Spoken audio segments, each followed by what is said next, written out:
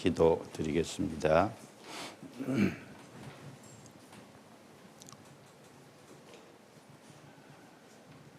은혜와 사랑이 풍성하신 우리 아버지 하나님, 허물과 죄 가운데 살아가던 저희들을 구원해 주시고 참된 생명과 소망을 주시며 하나님의 자녀로 삼아 주셔서 남은 생에 주 안에서 행할 수 있도록 축복해 주신 거 감사합니다.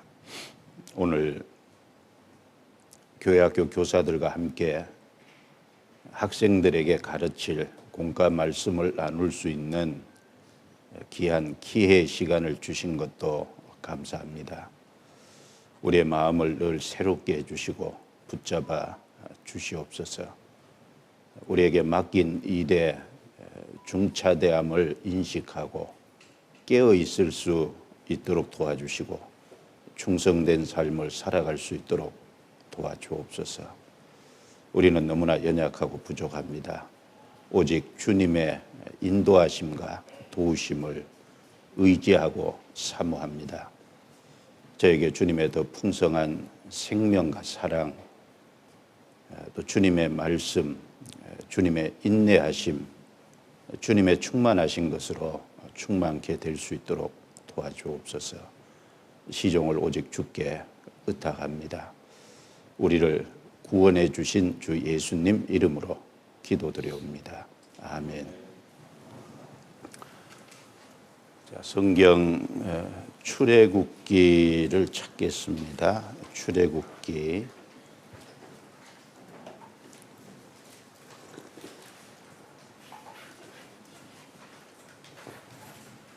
출애굽기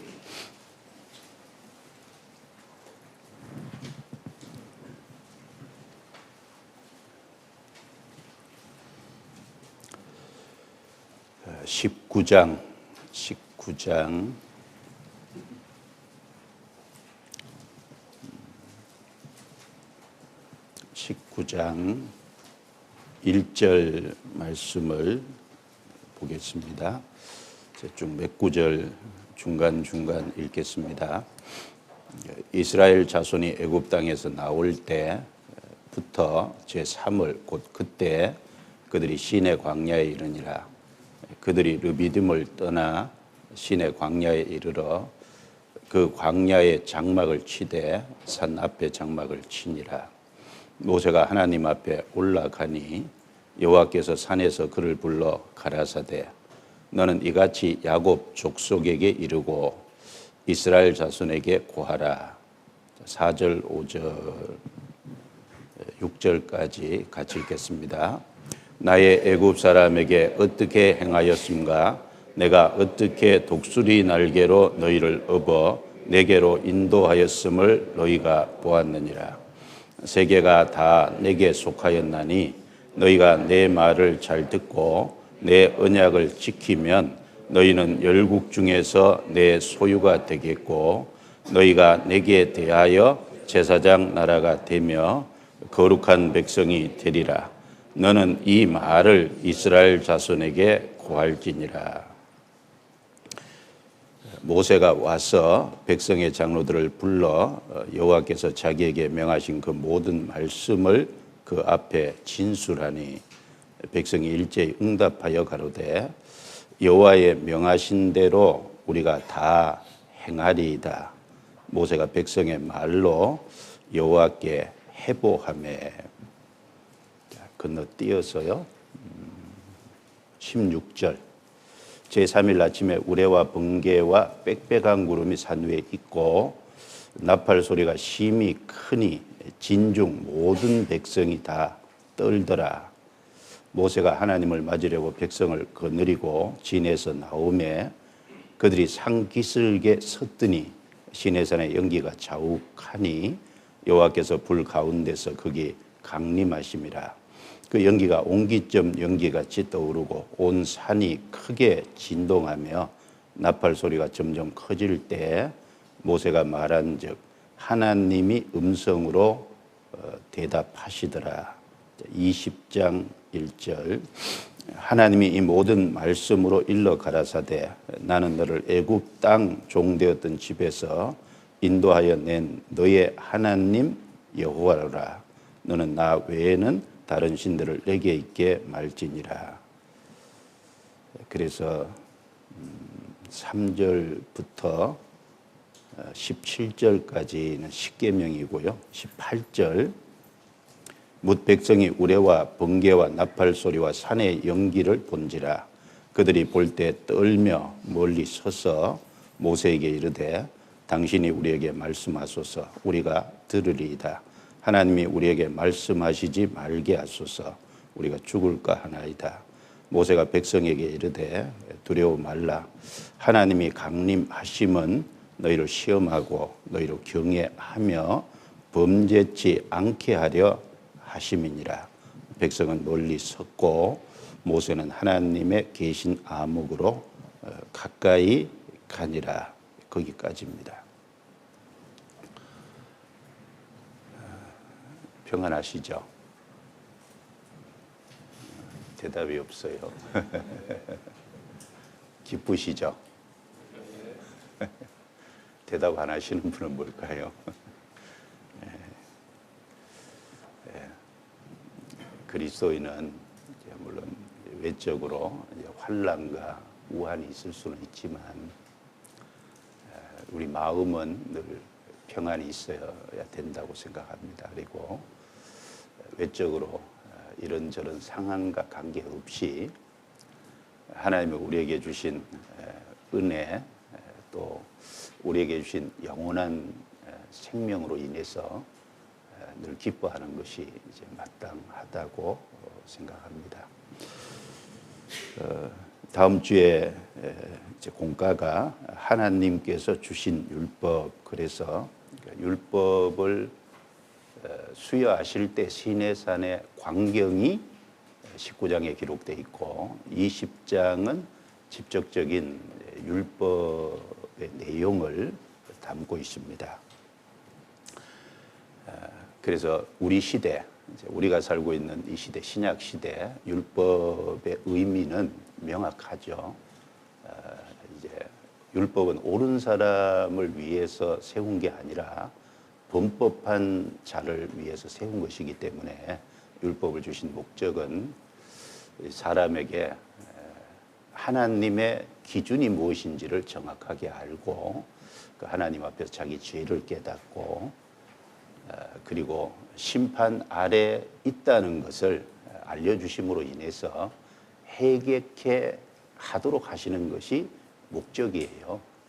그리고 회개하고 그리스도 앞에 나오면 이제 그리스도의 십자가의 은혜를 통해서 그 복음을 깨닫고 우리 죄를 다 용서해 주신 사실을 알고 구원을 받습니다. 그래서 율법은 회개케 하는 것이 목적이고 십자가의 은혜의 복음은 우리로 죄를 용서받고 구원하게 하시는 것이 목적입니다. 뭐 명확하죠. 그래서 이제 우리 남은 생에는 율법을 지키는 삶이라는 것보다도 율법의 핵심 내용이 사랑이잖아요. 하나님을 사랑하고 이웃을 사랑하는 거니까 이제 하나님이 주신 생명으로 우리 안에 오신 성령으로 말미암아 우리 육신으로는 할 수 없지만 이제 하나님의 도우심과 하나님의 능력을 쫓아서 하나님을 사랑하고 이웃을 사랑하는 그 삶을 이제 살아갈 수 있게 된 겁니다. 그런 의미인데, 자 여기 이제 정리한 내용은 그 이제 우리 시대 신약 시대 그 율법의 어떤 그 의도하는 목적 이제 그것만 이제 좀 정리한 건 아니고 율법의 여러 가지 어떤 이스라엘과의 측면, 율법과 하나님과의 측면, 또 율법과 은혜와의 측면, 율법은 우리에게 주신 은혜를 패하게 할 수 없다는 부분, 또 이제 그리스도인들은 이제 그리스도로 말미암아 구원을 받았으니까 그리스도의 율법 아래 있고 이제 믿음으로 사는 것이 중요한데 이제 그런 부분을 총 이렇게 여러 가지 측면에서 쭉 정리를 한 겁니다. 그래서 좀 도움이 되면 좋겠습니다. 먼저 율법과 이스라엘 1페이지를 한번 보시면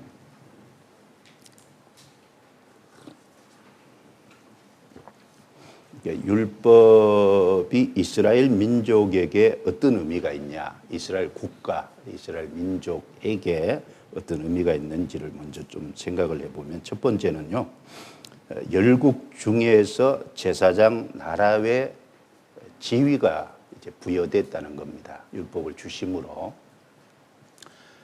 이 제사장 나라라는 말하고요, 하나님의 증인이라는 표현하고 역할과 의미가 같아요. 그래서 제사장 나라, 하나님의 증인이라는 그 역할이 실제로 율법을 주심으로 부여됐다는 거죠, 이스라엘에게.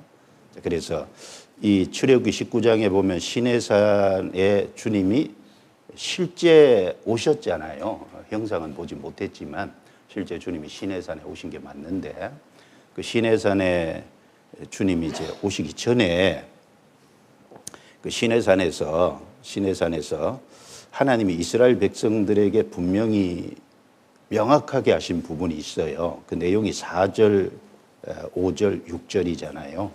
그리고 이제 백성은 그 모세를 통해서 그 하나님이 명확하게 하신 내용을 들었고, 이스라엘 백성들은 그렇게 하겠다고 응답을 했고, 그 결과가 하나님께 해보됐다, 즉 하나님께 전달이 됐다, 그 말입니다.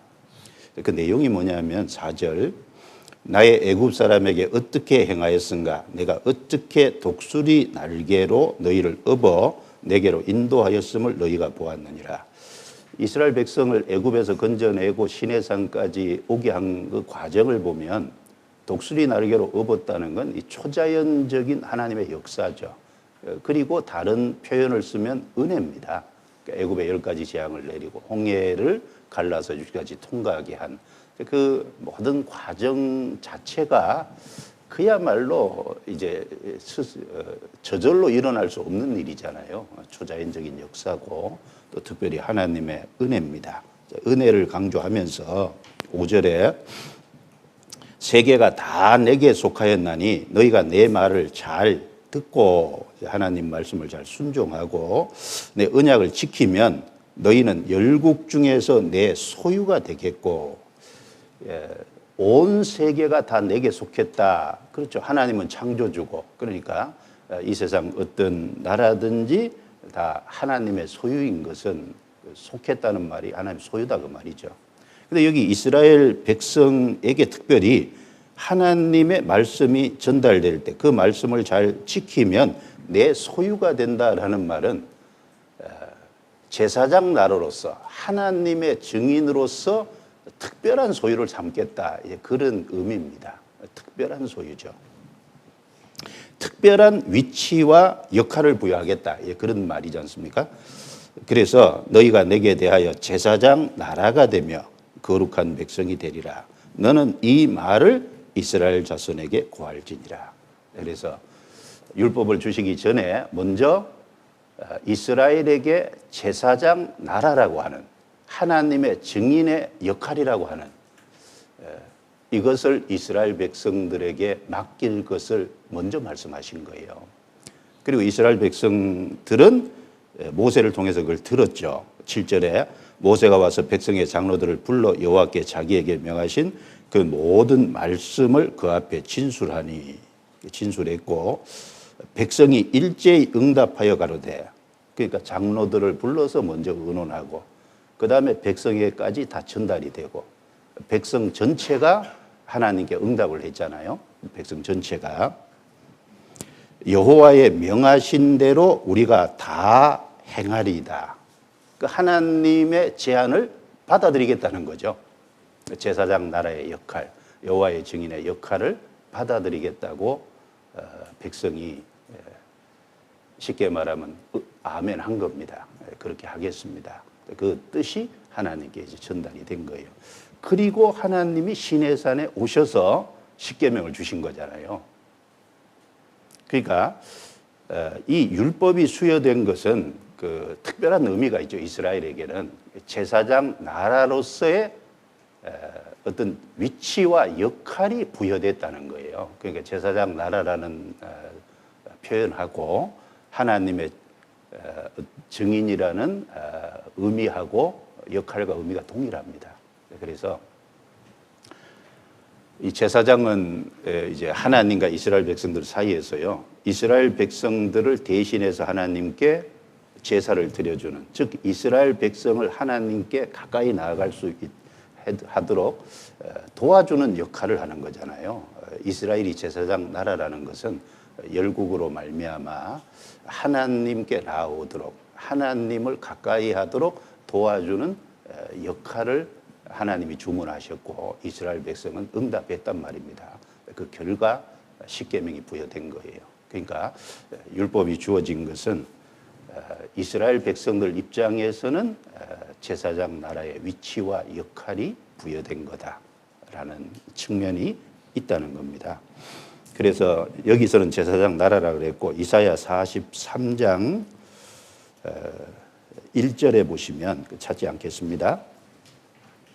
43장 1절 야곱아 너를 창조하신 여호와께서 이제 말씀하시느니라 이스라엘아 너를 조성하신 자가 이제 말씀하시느니라 너는 두려워 말라 내가 너를 구속하였고 이 구속하였다는 건 이제 애굽에 400년 종살이 하는 데서 하나님이 특별한 기적과 은혜로 건져내신 거죠.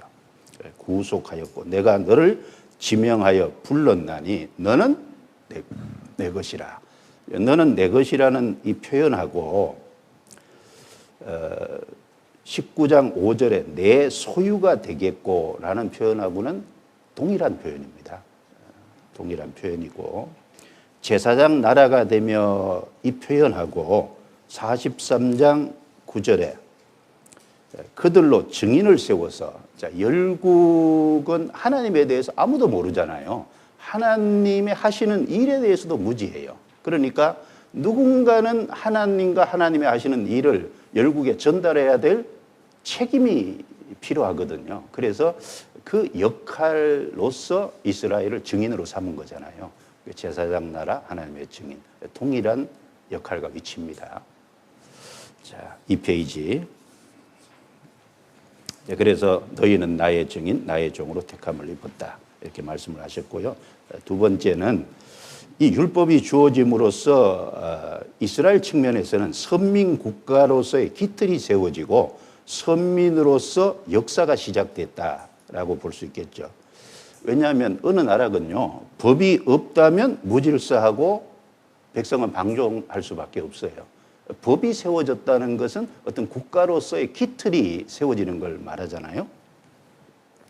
그래서 율법이 수여됨으로 인해서 이제 법이 이스라엘에게 세워지고 여기 십계명만 얘기했지만 그 이후에 21장, 22장 쭉 넘어가면 사회 전반의 어떤 제도 그리고 이스라엘의 어떤 그 여러 가지 의식법 이제 그 다음에 이제 레위기도 넘어가면 절기도 나오고 지켜야 될 제사법도 나오고 그리고 심지어 음식 규례도 나오고 이스라엘 백성이 열국과 다른 안식일을 지켜야 되는 안식일의 규범도 주어지고 그러니까 이제 십계명뿐 아니라 여러 제반 규정들이 이스라엘에게 주어졌잖아요. 그것은 한 국가가 존립하려면 그리고 그것이 유지되려면 법이 없으면 안 되거든요. 그래서 그 법을 통해서 선민 국가로서의 특별히 기틀이 세워지고 선민으로서 역사가 시작된 그런 부분이 있습니다. 그와 동시에요, 다른 측면도 있는데 이스라엘 백성의 입장에서는 선민으로서 법의 준수에 대한 그 법을 순종해야 될 의무도 주어진 거예요. 그렇지 않습니까? 어떤 그 국가의 기틀만 세워진 게 아니라 그 주어졌다면 그게 무시되면 안 되는 거잖아요. 그게 그대로 지켜져야 되는 거니까 이스라엘 백성엔 지켜야 될 의무도 주어진 거예요. 그리고 그걸 지킴으로써 축복을 받고 안 지킴으로써 저주를 받는. 그러니까 지키냐 안 지키냐에 따라서 축복과 저주도 동시에 주어진 것이 되는 겁니다. 그러니까 참 여러 가지 측면이 있죠. 그리고 세 번째 우리가 하나 좀 생각해야 될 것은 이스라엘에게 먼저 은혜가 주어지고 후에 율법이 수여됐다는 거예요. 먼저 율법부터 수여된 게 아니라는 겁니다. 그러니까 틀림없이 은혜가 먼저 베풀어졌어요. 애굽에 10가지 재앙이 내렸잖아요. 양의 피를 통해서 이스라엘 장자가 심판의 재앙에서 건진받았잖아요. 그리고 이스라엘 백성은 홍해를 갈라 통과했지만 애국 군대는 거기다 수장이 됐죠. 자, 그래서 그런 과정이 있었기 때문에 이스라엘 백성들이 애굽에서 나왔던 겁니다. 시내산까지 올 수 있었다는 거예요. 그러니까 은혜가 특별히 먼저 베풀어진 거예요. 그리고 난 이후에 율법이 주어졌다는 겁니다. 그래서 여기도 분명히 은혜를 강조하죠. 출애굽기 19장 4절에 나의 애굽 사람에게 어떻게 행하였음가? 내가 어떻게 독수리 날개로 너희를 업어 내게로 인도하였음을 너희가 보았느니라. 하나님의 은혜를 강조하잖아요. 그리고 그 다음에 제사장 나라의 역할을 얘기하면서 그 다음에 율법이 주어지잖아요. 그래서 율법이 주실 때 출애굽기 20장도 한번 봐요. 20장 1절에 보면 3절부터는 제1계명이 들어가잖아요. 근데 1, 2절을 같이 읽어보죠. 하나님이 이 모든 말씀으로 일러 가라사대 나는 너를 애굽 땅 종되었던 집에서 인도하여 낸 너희 하나님 여호와로라. 자, 애굽 땅 종되었던 집에서 인도하여 낸 은혜잖아요. 은혜. 은혜를 베푸셨음을 먼저 상기시키고 그리고 3절부터 17절까지 십계명을 수여하셨다는 겁니다. 그러니까 율법이 먼저 주어진 게 아니에요. 은혜가 베풀어지고 율법이 주어졌어요. 이게 순서라는 거죠. 전반적인 모든 것의 순서예요. 자, 3페이지 보세요. 3페이지. 그 두 번째 단락에 보시면 먼저 구원의 은혜가 있었다. 우리에게도 마찬가지죠. 구원의 은혜가 있었죠. 순서적으로 하나님의 은혜로 구원받은 사람들에게 하나님의 말씀을 순종하며 살도록 율법이 주어진 것이다. 율법의 행위에 의해 구원을 받으려는 율법주의는 이 순서를 뒤집는 것이다. 사람이 거룩하게 사는 일을 명하는 율법이 삶에 이루어지기 위해서는 사람을 근본적으로 거룩하게 바꾸어 놓는 하나님의 은혜가 먼저 있어야 한다. 이게 반드시 순서인 겁니다. 그래서 하나님은 은혜를 베풀지 않고 무조건 지키라 이렇게 이제 말씀하는 게 아니고 지킬 수 있는 힘을 주시고 지키라고 해야 되잖아요. 그러니까 먼저 은혜를 베푸시고 은혜가 그 사람의 마음과 삶을 이제 감동시켜서 변화되게 하고 그래야 감사가 있고 기쁨이 있으니까 주님의 법을 즐거움으로 순종할 수 있을 것입니다. 그렇지 않으면 일종의 종이잖아요. 노예라고 생각할 거니까 억압된다고 생각할 거니까 그래서 어느 경우든지 은혜가 먼저 주어지고 율법이 수용. 이스라엘이 그래도 우리에게도 마찬가지죠. 우리를 먼저 구원하시고 우리에게 그리스도의 법을 주셔서 순종하게 하신다. 그게 이제 항상 순서입니다. 그래서 그 은혜를 수여하시기 위해서 예레미야 31장에 보면 하나님이 예레미야에게 새 언약을 얘기하셨는데 이것이 히브리서 8장에서 10장까지 그 새 언약은 바로 율법이 아니라 예수 그리스도를 통해서 속죄를 완성한 그것이 복음이잖아요. 그 복음을 통해서 우리에게 은혜가 주어지는 그리고 그리스도의 율법 신약 성경에 많은 법이 우리에게 주어져 있잖아요. 순종할 것을 요청합니다. 자, 4페이지 넘겨보시죠. 자, 그래서 쭉 보시면 되겠습니다. 그래서 요한복음 13장 한번 보시죠. 거기 인용된 구절은 보시고요. 요한복음 13장 거기 인용하지 않은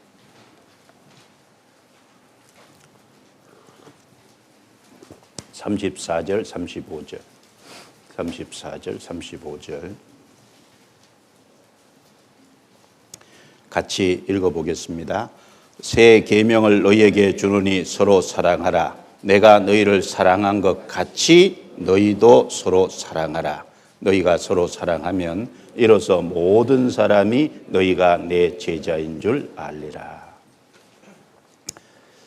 자, 여기 이웃을 사랑하라라는 말씀을 주시면서 새 계명을 너희에게 주노니 서로 사랑하라.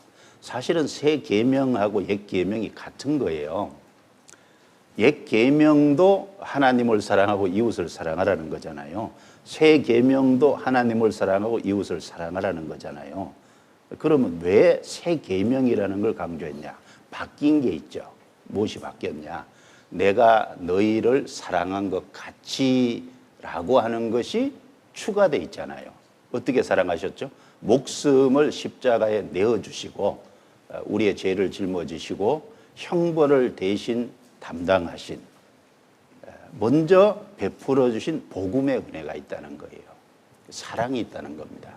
사랑한 것 같이 사랑을 경험했으면 그 말이잖아요. 그러니까 이 요한복음 13장 34절 35절 말씀은요, 불신자는 이 말을 받을 수가 없어요. 내가 너희를 사랑한 것 같이. 하나님의 사랑을 못 받았거든요. 그러니까 사랑할 수 있는 힘도 없죠. 근데 우리는 사랑할 수 있는 힘이 있는 것은 사랑을 받았기 때문에. 이제 그래서 그걸 강조하고 있습니다. 고린도전서 9장 찾아보죠. 고린도전서 9장.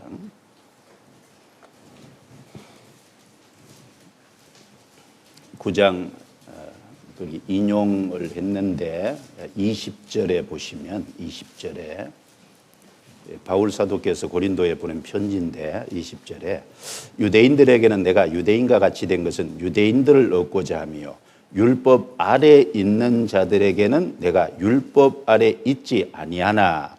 틀림없이 바울 사도는 내가 율법 아래 있지 아니하나 율법 아래서 벗어났다고 얘기했거든요. 이게 무슨 말일까요? 율법의 형벌, 율법을 범하면 그 죄에 대해서는 형벌이 있고 심판이 있잖아요. 그 율법의 정죄, 심판과 형벌 아래는 내가 있지 않다. 왜? 예수님이 대신 해 주신 것을 받아들였으니까 거긴 벗어났잖아요. 근데 이제 또 하나 주어진 게 있죠. 21절에 같이 읽겠습니다. 율법 없는 자에게는 내가 하나님께 율법 없는 자가 아니요 도리어 그리스도의 율법 아래 있는 자나 율법 없는 자와 같이 된 것은 율법 없는 자들을 얻고자 함이라. 그리스도의 율법 아래 내가 있다 그랬거든요. 그렇죠. 십계명이라는 죄를 범하면 심판받고 멸망받는다는 그 법에서는 벗어난 건 맞아요. 그런데 그리스도의 율법 아래 있다. 우리는 구원받아서 그리스도에 속했잖아요. 그리스도의 율법 아래 있다는 게 어떤 의미일까? 좀 잘 정리를 하면 구원을 받아서 이제 주님과 우리의 관계를 한번 생각해 보면 될 거예요. 그리스도는 우리의 남편이 됐죠. 나는 아내가 됐잖아요. 구원받아서 주님은 우리의 주가 됐잖아요. 나는 종이 됐잖아요. 그렇죠? 구원받아서 우리는 하나님의 아들이 되고 하나님은 아버지가 됐잖아요. 그 아버지 아들 관계에 들어가고 그 다음에 남편과 아내의 관계에 들어가고 주인과 종의 관계에 들어갔을 때 그리스도의 율법 아래 있다는 것은 바로 아들로서의 역할, 그 다음에 아내로서의 역할, 그리고 주인과 종의 관계, 종으로서의 역할, 해야 될 일이 있다 그 말이거든요. 그 믿음의 분량만큼 순종해야 될 내용이 있는 거예요. 심판에서는 벗어났지만 그러나 순종해야 될 위치에 있는 것은 틀림없다. 왜? 그리스도의 율법 아래 있으니까요.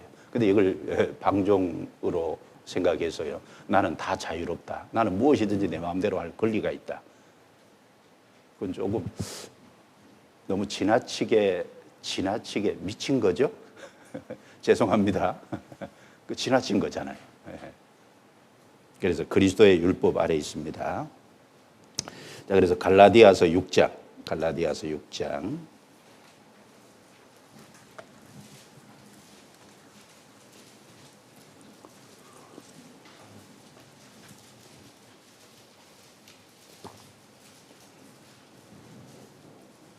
갈라디아서 6장 2절입니다. 같이 읽어볼까요? 너희가 짐을 서로 지라. 그리하여 그리스도의 법을 성취하라. 자, 어떤 형제 자매가 너무 힘들어서 이제 감당할 몫이 못 되면 스스로 감당할 수 있는 건 감당해야죠. 그런데 감당하기 어려워하면 좀 도와주면 훨씬 쉽잖아요. 너희가 짐을 서로 지라 그러면 나누어서 좀 져주라 그 말입니다. 그리하여 그리스도의 법을 성취하라. 그래서 그리스도의 법이 무슨 법일까요? 사랑의 법이잖아요. 하나님을 사랑하고 이웃을 사랑하는. 그래서 주님이 우리를 사랑한 것을 알면 우리는 도움을 받았잖아요. 그러니까 우리도 다른 사람을 도와서 좀 힘들어하는 부분을 이겨갈 수 있도록 기도해 줄 수 있잖아요. 그리고 너무 경제적으로 힘들고 어려우면 사업하는데 우리가 도와줄 필요는 없죠. 그건 사업이니까. 그러나 어떤 너무 가난해서 정말 경제적으로 어려우면 조금 도와줄 수 있죠. 그렇죠? 그게 그리스도의 법이잖아요. 어떤 다른 부분에서도 너무 힘들어하면 도와줄 수 있는 부분들이 있겠죠. 그리고 교사들은 특별히 학생들의 신앙을 돕는 입장에 있잖아요. 섬기는 입장에 있잖아요. 필요한 것이 무엇인지를 알고 도와주려고. 섬기는 것은 필요를 채워주는 게 섬기는 거예요. 그래서 그리스도의 법을 성취하라. 그리스도의 법이 사랑에 옵니다. 사랑은 율법의 완성이니라. 그래서 그 베드로 후서 1장에 믿음 위에 세워진 7층 집이 있는데 기초가 믿음이고요. 제일 위에가 사랑이잖아요. 믿음으로 시작해서 사랑으로 완성하는. 그리스도의 법은 사랑의 법입니다. 그래서 이제 은혜가 주어지고 율법이 수여됐다. 이 순서를 바꾸면 안 돼요. 그래서 이스라엘 백성에게 처음 율법이 수여될 때도 은혜가 먼저 베풀어지고 율법이 수여된 거예요. 이제 우리 시대에 말할 것 없죠. 그래서 은혜가 먼저 주어지고 그리스도의 율법이 주어진 거다. 은혜를 경험했으면 그리스도의 율법, 사랑의 법 아래 순종해야 될 책임이 있는 거죠. 그것을 알고 그 순서를 결코 뒤바꾸거나 양보하면 안 됩니다. 그걸 뒤바꾸는 건 성경 전체를 뒤바꾸는 거예요. 그리고 4페이지 율법과 하나님. 자, 율법이 하나님 측면으로 생각하면 어떤 의미가 있을까? 로마서 7장입니다. 로마서 7장 찾겠습니다. 12절.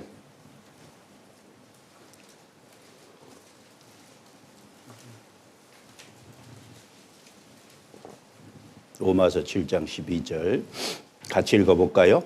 이로 보건대 율법도 거룩하며 계명도 거룩하며 의로우며 선하도다. 자, 율법은 거룩하다고 했어요. 그리고 계명도 거룩하고 의롭고 선하다. 자, 하나님은 거룩하고 의롭고 선한 분이에요. 자, 법이 만들어진다는 것은요. 원래 바른 측면에서는 법을 만든 분이 그 법 안에 들어있는 이제 여러 가지 어떤 기준이 있잖아요. 그 법을 만든 분이 그 기준에 원래 부합이 돼야 되잖아요.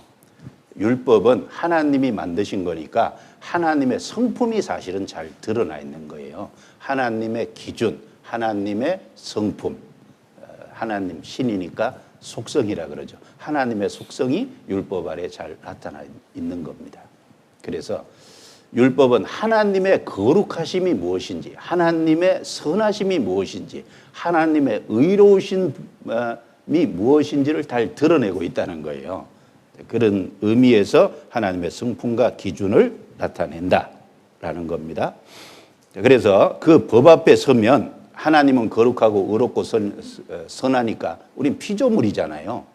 하나님은 거룩한데 나는 타락되어 있고, 하나님은 의로우신데 나는 불의하고, 하나님은 선하신데 나는 악하다는 것을 발견하게 되는 거죠. 그게 이제 원래 그 목적이죠. 자, 3번입니다. 하나님 측면을 생각해 봤고, 그리고 아브라함은 믿음 때문에 하나님께 받아들여졌다. 이것도 좀 잘 생각할 필요가 있죠. 행위냐 믿음이냐. 행위라는 건 율법을 지키는 행위를 말하잖아요. 아브라함은 율법의 행위로 하나님이 받아주신 거냐, 믿음으로 받아주신 거냐. 창세기 15장 6절에요. 아브라함이 여호와를 믿으니 여호와께서 이를 그의 의로 여기셨다. 성경에 믿음이라는 단어가 처음 나오는 것이 창세기 15장 6절이에요.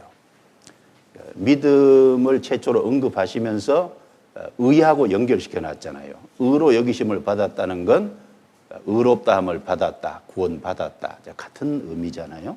그래서 믿음으로 의롭다함 받고 믿음으로 구원받는다는 진리를 믿음이라는 단어를 최초로 사용하신 곳에서 명확히 하신 겁니다. 원래 최초 언급이라는 언급의 법칙이라는 게 있어요. 그게 하나님이 어떤 단어나 주제를 최초로 언급하셨을 때요, 그 최초로 언급한 곳에서 하나님의 심중에 있는 하나님의 뜻을 나타내셨다는 거예요. 그게 최초 언급의 법칙입니다. 그러니까 믿음을 최초로 사용할 때 의와 연결시켜 놨잖아요. 믿음으로 의롭다함 받는. 성경 전체가 그 진리를 말씀하고 있는 거죠. 그래서 갈라디아서 3장 6절부터 9절. 그래서 창세기 15장 6절을 인용한 것이 로마서 4장에도 있고 갈라디아서 3장에도 있는데, 갈라디아서 3장 6절부터 9절에요. 아브라함이 하나님을 믿음에 이것을 그에게 의로 정하셨다 함과 같으니라. 창세기 15장 6절을 인용했죠. 그런즉 믿음으로 말미암은 자들은 아브라함의 아들인 줄 알지어다. 또 하나님이 이방을 믿음으로 말미암아 의로 정하실 것을 성경이 미리 알고 먼저 아브라함에게 복음을 전하되 모든 이방이 너를 인하여 복을 받으리라 하였으니, 그러므로 믿음으로 말미암은 자는, 같이 읽습니다. 믿음이 있는 아브라함과 함께 복을 받느니라. 믿음이 있는 아브라함과 함께 복을 받느니라. 믿음입니다. 그리고 10절부터 이어지는 14절 말씀에 율법의 행위로서는 안 된다. 그걸 이제 강조해 놓은 거잖아요. 그래서 10절에 무릇 율법 행위에 속한 자들은 저주 아래 있다. 그리고 11절에 또 하나님 앞에서 아무나 율법으로 말미암아 의롭게 되지 못할 것이 분명하니, 12절에 율법은 믿음에서 난 것이 아니라 율법과 믿음은 동네가 다르다라는 것을 강조한 거죠. 그래서 아브라함은 율법의 행위입니까? 믿음입니까? 믿음으로 의롭다함을 받았다. 우리도 믿음으로 의롭다함을 받죠. 그래서 믿음으로 의롭다함을 받은 사람은 아브라함의 아들이라는 건 아브라함을 믿음의 대표, 조상으로 삼았으니까 그 아브라함의 믿음을 본받는 후손이 됐다. 이제 그런 의미입니다. 자, 5페이지.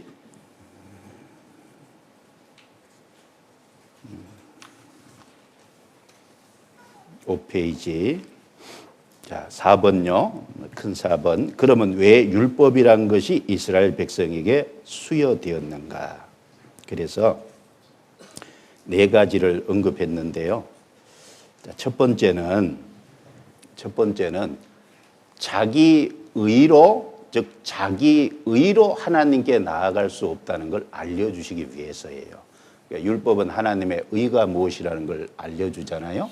그러니까 그 율법 앞에 서면 나는 안 된다는 것을 발견하잖아요. 이게 자기 의로는 하나님 앞에 나갈 수 없다는 걸 발견케 해주기 위함입니다. 그래서 그 밑에서 첫 번째 단락이요. 그러므로 하나님은 이스라엘 백성들의 연약한 상태를 드러내셔야 했습니다.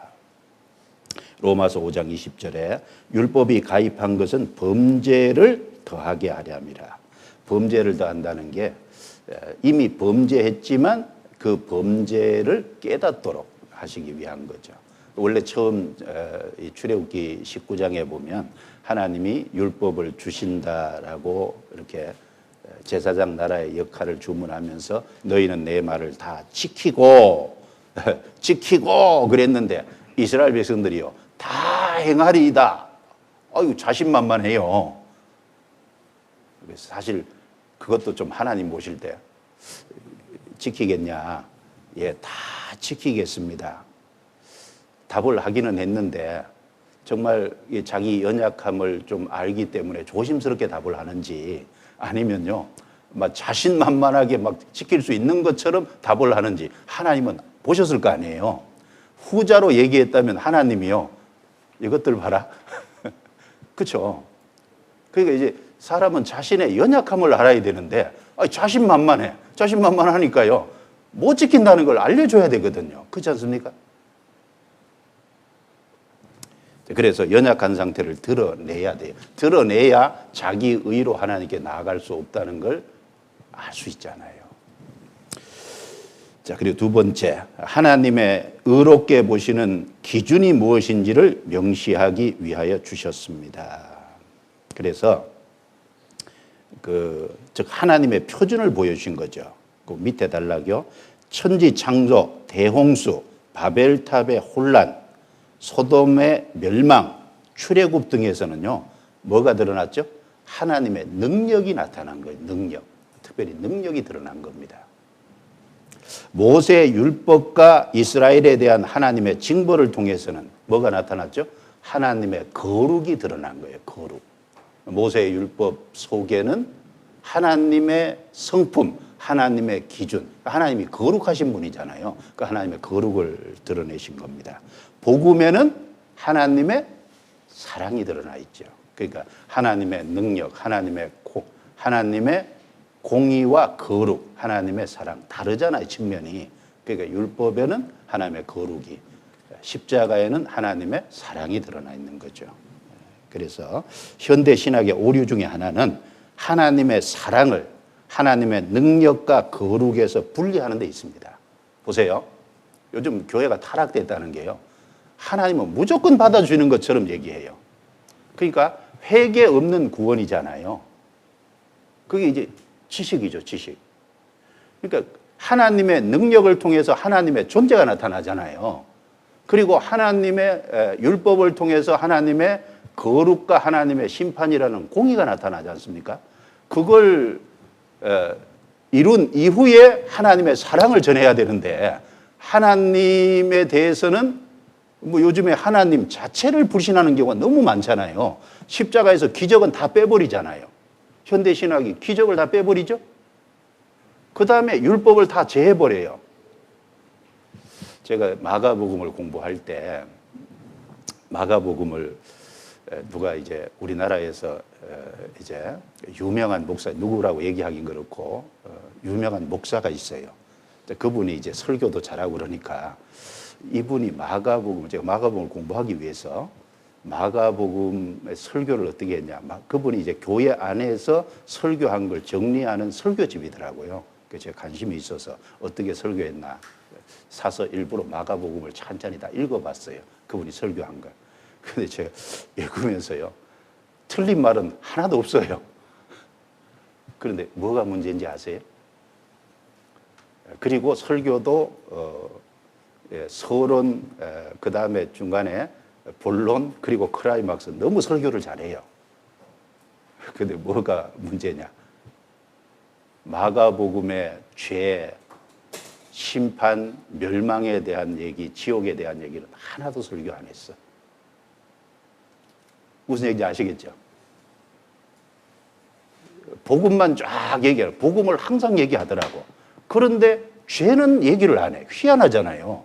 그러니까 하나님의 능력과 하나님의 거룩에서 사랑을 분리시키면요. 사랑만 가지고 구원받는 게 아니거든요.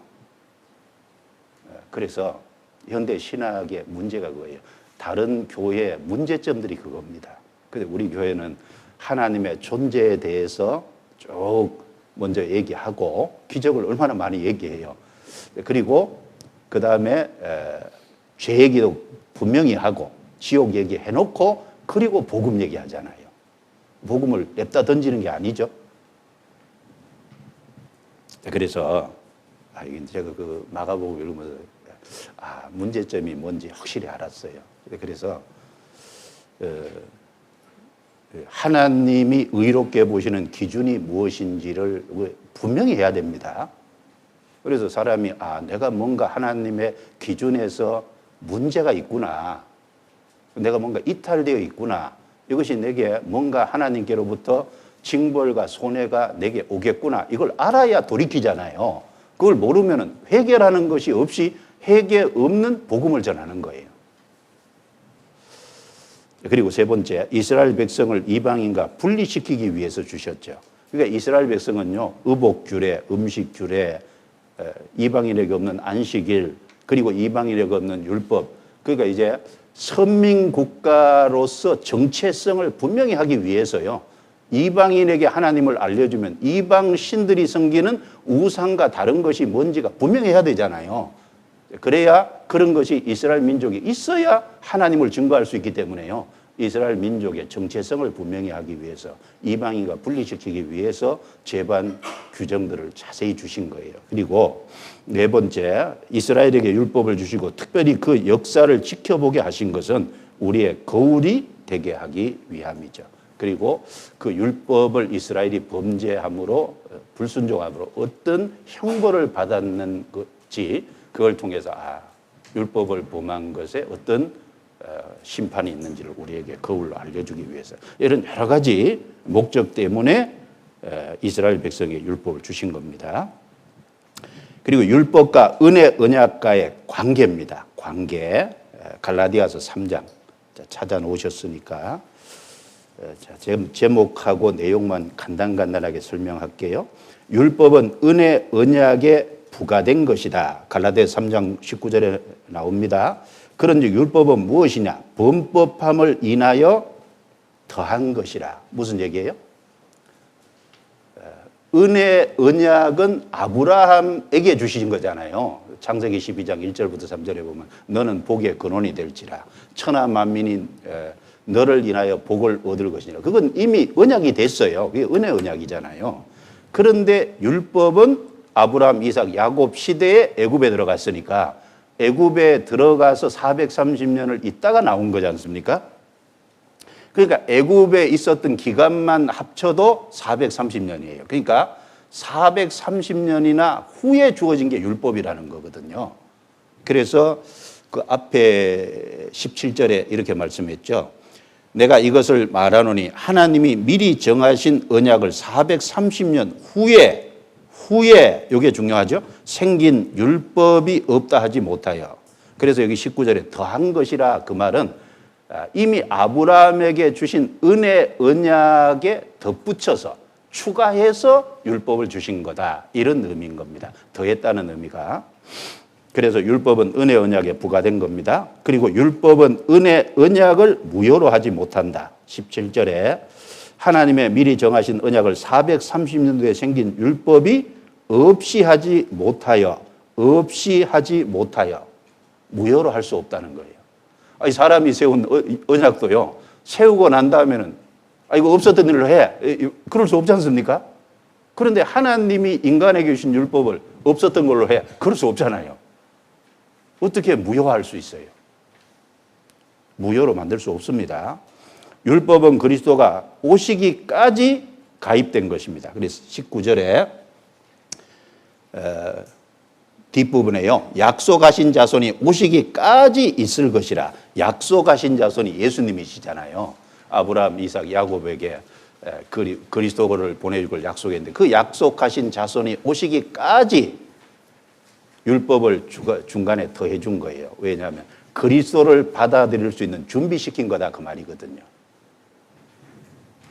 그 4번, 율법을 지킴으로 천국 갈 수 없다는 것을 보여주는 거울로 주셔진 것이다. 이건 우리가 늘 배웠습니다. 5번째, 그리스도께서 율법의 저주에서 우리를 속량하셨으므로 율법으로 죄를 깨닫고 그리스도를 믿는 사람에게 축복이 주어집니다. 그러니까 사실은 잘 보세요. 저를 한번 보세요. 율법을 주신 것은요, 은혜 언약을 더 굳게 하기 위함이에요. 그렇죠? 왜냐하면 죄를 깨달아야 은혜로 나오잖아요. 그러니까 율법을 부과해서 주신 것은 처음 세운 은혜 언약을 아주 경복해 만들기 위해서. 이해하시겠죠? 첫 번째 걸 무효로 하고 두 번째 걸 세우기 위함이 아니다 그 말입니다. 이걸 명확하게 해야죠. 그리고 여섯 번째 율법과 복음입니다. 율법은 크게 십계명, 제사법, 기타 제규정들 도덕법으로 분류할 수 있는데 율법과 복음에서 세 가지 좀 적어봤는데 첫 번째, 개인이 의인의 조건으로 십계명을 지키는 것은 신약 성경에서 단연코 물리친다. 왜냐하면 이는 그리스도께서 율법의 마침이 되셨기 때문이다. 율법의 마침이 되셨다는 건 율법을 어긴 모든 범죄를 그리스도께서 대신 짊어지고 형벌을 받았기 때문에 율법의 정죄에서는 마침이 됐다 그 말이에요. 그래서 10장, 로마서 10장 찾아보시죠. 성경 로마서 10장 2절부터 4절.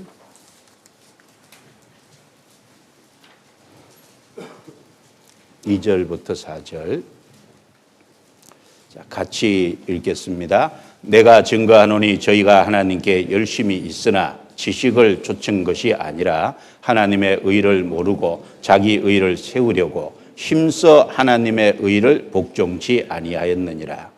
그리스도는 모든 믿는 자에게 의를 이루기 위하여 율법의 마침이 되심이니라. 이거 중요한 구절입니다. 율법의 뭐가 됐어요? 마침이 되셨다.